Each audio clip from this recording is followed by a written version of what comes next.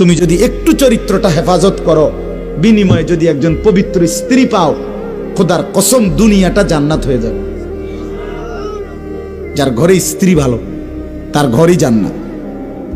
আর যার বেড়ি খারাপ, যার বউ অসৎ, চরিত্রহীন, বেপর্দা, বেহায়া, যে বেড়ি নিজের স্বামীরে নিজের শরীর রূপ যৌবন দেখানোর চাইতে রাস্তায় দেখানোটাকে বেশি পছন্দ করে, খোদার কসম তার ঘর জাহান্নামের টুকরা, জাহান্নামের টুকরা, জাহান্নামের টুকরা। আপনি জানেন না? হ্যাঁ দোস্ত, মানুষের বেডি মোবাইলে সাউন আর ঘরে বেডি আনন এক কথা না, মনে রাখবা। আমার কথা মনে রাখবা। আমার নাম আনিসুর রহমান। বন্ধুর কথা মনে রাখো, ও চিরেই টের পাইবা।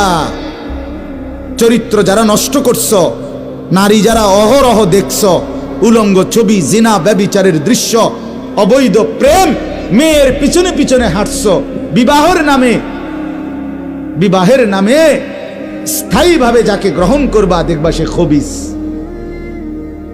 কোরআনে স্পষ্ট আছে, আছে কিনা? খবিস, আল খবিসাতু লিল খবিসিন।